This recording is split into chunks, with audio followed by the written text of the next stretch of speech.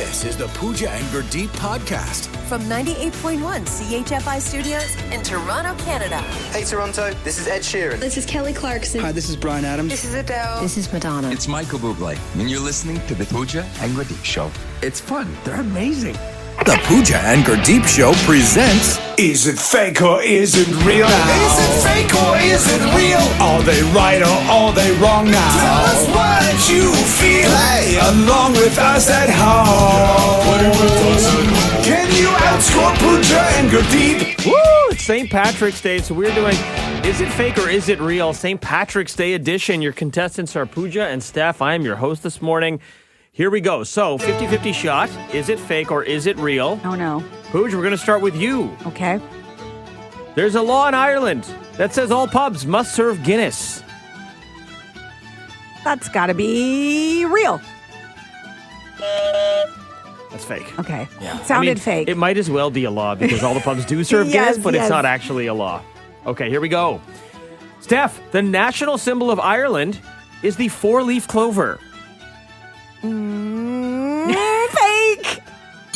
Yay! It is fake. It is actually the harp. Oh. How about that? Right. Okay, Pooch. Yes. Guinness was originally created as a hair growth tonic. That's false. Fake. Yes. That is correct. We got a 1-1 tie. Steph, there are more people of Irish descent in the United States than in Ireland. Oh. That is real? That is Yes. correct. We got a Nice. 2-1 lead with a question left each for you. Pooja, we go back to you. Dublin? No, I'm not going to Do you have an accent? Have you developed an accent as the the host? It's my game show host. Okay. It's my game show host. Just go with it. Since you're a vegetarian, I'm going to give you this one, Pooch. Corned beef and cabbage is an American thing, not an Irish tradition. I'm going to go with real. That is Yeah. correct. In Ireland, people traditionally eat bacon and cabbage. Okay, Steph, this Yes. is for the win. Okay. Wow. I'm So trying to- dramatic. I'm trying to really... I know. Don't try and give me one that I'm not going to get. Trying to really I've get already one got here. two right. Okay. Leprechauns were originally described as wearing red, not green. I'm going to go with real. Final answer? No.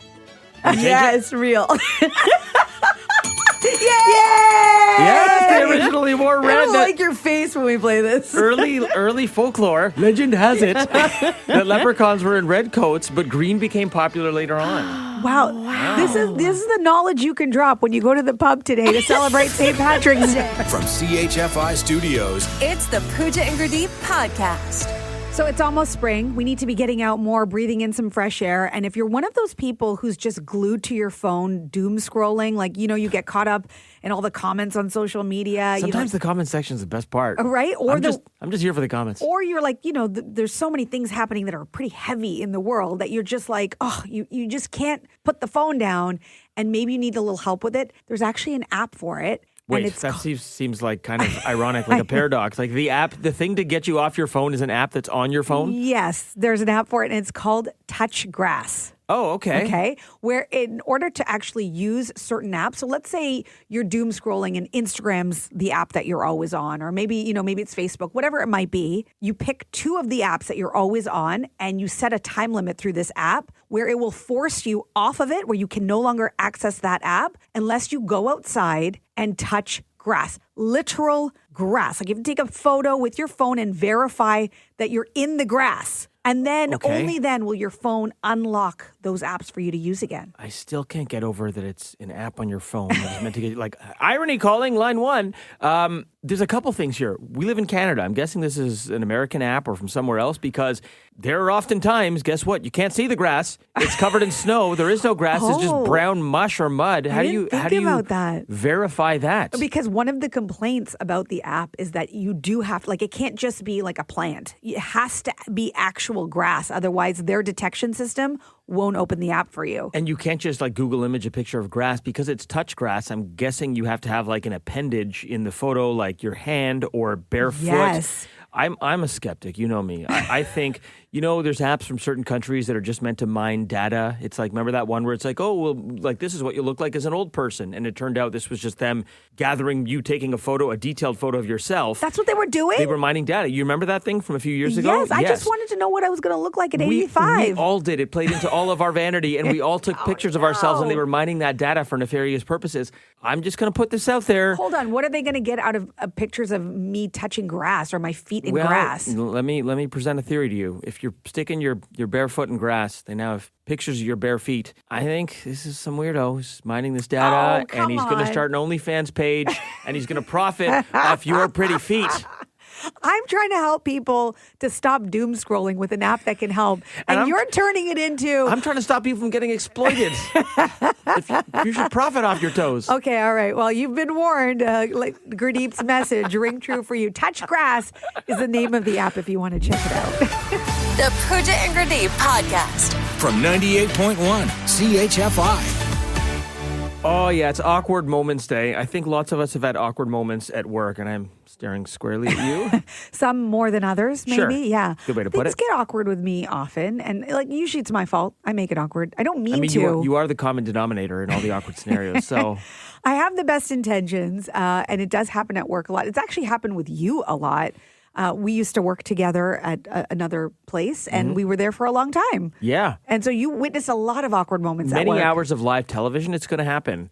Which one do you want to choose? Because there's many that are popping into my brain right now. Well, there was this one time when you and I we were co-hosts, so we're both on the anchor desk together. News desk, yeah. I read the teleprompter, you read the teleprompter, and while I'm reading it, you're right beside me, and while you're reading it, I'm right beside you. Yeah, they have like you on a one shot when you're reading, me on a one shot when I'm reading. Yes. Yeah. And one time I came across a sports copy that I was hitting cold. They had just put it in.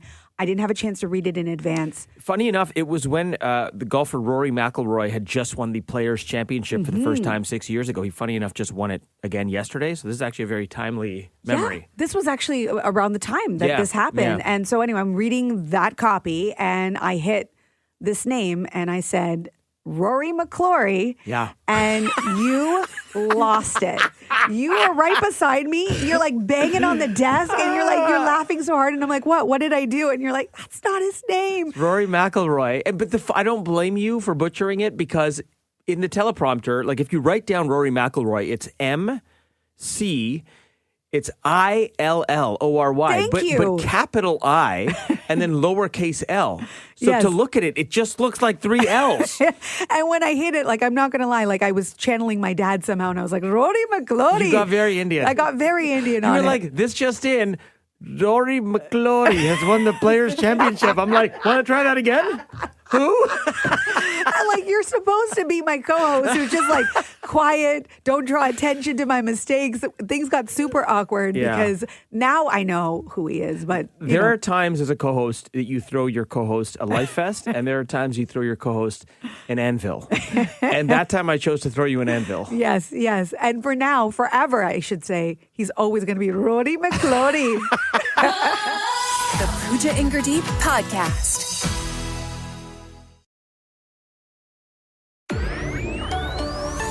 This is the Pooja and Gurdeep podcast. So it's Awkward Moments Day, and we specifically want to know about your awkward moments at work. You and I have too many to count. In fact, I think we're going to have to do a whole podcast just on things that have happened on live television. At least whatever happened at your work didn't happen on live television. Yeah, our 200th episode of the podcast is coming up, so we'll do an Awkward Moments pod. Oh, Let's that's do that. a good We'll idea. do a unique one. Okay. Great text coming in. Thank you for sharing. These are making us laugh here. Jason in Mississauga texting in. I accidentally replied, love you, to my boss instead of my wife. Ooh. Now I can never make eye contact in meetings. We have all been there where you sent the text to the boss and you didn't mean to. Oopsie. Priya in Brampton writing us, I waved at someone in the office. They weren't waving at me. I doubled down and pretended I was stretching. What? That I could see you doing. I have done that. By the way, Priya from Brampton, now a friend of the show. She's Yes. always sending us text goals here. Let's do one more. Kevin in Scarborough texting in. I once tried to push a pull door at the office. That always happens. Always. In front of the entire leadership team. Oh, no. You're not coming back from that because no matter who you are, what your position is, you always look and feel so stupid. And then do you address it? Like when you go and you're like, oh, I thought it was pull, but it was push. Or do you just let it go, leave it alone so nobody talks about it? I don't think I've ever addressed it, but I go immediately red. It's just, you feel so dumb. And you're a brown guy. Yeah. It's a different shade. Great text coming in here. Sonia in Etobicoke saying, I meant to mute myself on a Zoom call, but instead turned my camera off while still chewing my lunch loudly. Oh, no. Oops. I have done that where I think nobody can hear me and they still can. Yeah. Chris from Oakville writing, my boss made a joke in a meeting. I didn't hear it, but laughed anyway. Turns out he was talking about layoffs. Oh, Chris. That's the worst because you don't want to be like the only one not laughing. So you just laugh to feel like you're part of the team, but you weren't really listening. And they're talking about something inappropriate. That's so bad. Oh, man. Yeah, there are some hilarious texts here. Awkward moments at work. Alex in North York texting in. I was alone in the work elevator, so I started dancing. I can picture you doing that. Doors open and my CEO walked in. I just kept dancing like it was a normal thing. You have to. That's you amazing. have to. You have to commit. Rachel and Vaughn writing, I called my coworker mom by accident. No. Neither of us have recovered. That's outstanding. Daniel in Richmond Hill. Oh, this is good. I was giving a presentation and forgot my coworker's name mid-sentence. I just called him Champ for the rest of the presentation and moved on. Champ? Hey, Champ? If someone calls you Bud or Champ, you know they don't know your name. They don't know your name. 100%. Yeah, you should just chime in and go, it's Pooja. Yeah. Joe from Brampton writing, I fell up the stairs, 3 to be exact, while carrying a plate of lunch. Fell flat on my face in front of everybody, but didn't spill the lunch on the plate. Oh, wow. Awkward moment. Some laughed, some gasped, but once everybody knew I was okay, I was applauded for not spilling the lunch. That's actually impressive. I hate falling up the stairs. I get so mad. It's I such get mad at myself. weird thing to fall up the stairs. Like your foot catches one of the stairs and you fall. I'm surprised he didn't drop his lunch. That's great. This text coming in as well from Paige in Whitby. My water broke with my first daughter while I was teaching. Awkward, definitely memorable. I taught grade 1 at the time, so only the other teachers noticed. Oh, my goodness. Wow. Leslie from Kitchener saying, one time I did a lip flip, which is, I guess, Botox. I was on a Teams meeting with my supervisor and my Botox kicked in and I started talking like Daffy Duck. It was horrible. I couldn't pronounce simple words anymore. Oh, my goodness. Holy smokes. From CHFI Studios, It's the Pooja and Gurdeep podcast. And now, another Pooja Masterclass from TikTok University. Every now and then, TikTok teaches us something. And I was today years old when I found out why our bathroom towels have that design and seam at the bottom. Oh, Right? I thought that was just to look pretty. I always just thought it was a decor thing as well. But apparently this has been a burning question. And it was out there on social media and people were weighing in on what they thought it was. So this is the bathroom towels that hang on the rack that you dry your hands on, and they have like kind of embroidery along the bottom. Yes. Like this is what we're talking about. Yes, there's like a seam. Yeah. You know, like whether it's a hand towel, sometimes a bath towel, but what is it for? Is there actual purpose or is it just a design? People commenting, this person writing racing stripes, it makes them dry faster. Okay, that's not the That's answer. not it. Someone else said it's just decorative, which is what you think. Yeah. Another person said the purpose of it is to annoy me and make me feel grateful for the other side of the towel that actually dries your hands all the way. Oh, okay. But like you're not drying your hands on the end; you dry it in the middle portion. Like, yeah. come on, figure it out. But then it does beg the question: why is it there if you can only use 3/4 of the towel? So there's an actual answer. It serves a purpose. Yeah. Another person guessing, is it so the entire towel isn't so fluffy and comfortable? I don't know. Aren't good guesses. No, they're not. So the answer is that thing is actually called a dobby border. A what? A dobby border. This was definitely invented in England. Yeah, right? What's A dobby border. What's a dobby border? So it's the woven stripe that helps prevent fraying. It improves absorbency, and it gives towels that professional, polished look. So decor is part of it. Part of it. But it serves a purpose. Prevents fraying. I can buy into. What was the second one? It's also helps with absorbency. Does it though? According to the people who actually make the towels, who came up with this, that's what it is. Why do they make the whole towel out of that? Well, because then it wouldn't be soft on your face. It's like the black box on the plane. Make the whole plane out of the black box. Nothing it destroys the black box. Is it because when you wipe your hands and then it's wet and then it's hanging and then the moisture goes down, so Yes. it grabs it at the bottom? It wicks. It the moisture wicks it from the rest of wicks it? away. Yeah, I guess so. But the point is that if you've never questioned it before, now you know the answer. And there's no accidents. Things don't happen by accident. Everything's there on purpose. That's cool. I'm not sure I needed to know this. Are you going to tell your friends? This might be one of those facts that like I can only hold so many facts in my brain. You put it in my brain, I might be spitting this one out. You just right wait. now. You just wait till you're like talking to a potential, date, and you're like, want me to tell you about Dobby Borders? It's a Dobby Border. Check, please. Thanks for listening to the Pooja and Gurdeep podcast. Listen to Pooja and Gurdeep live weekday mornings from 5 to 9. Only on 98.1 CHFI. Toronto's perfect music mix.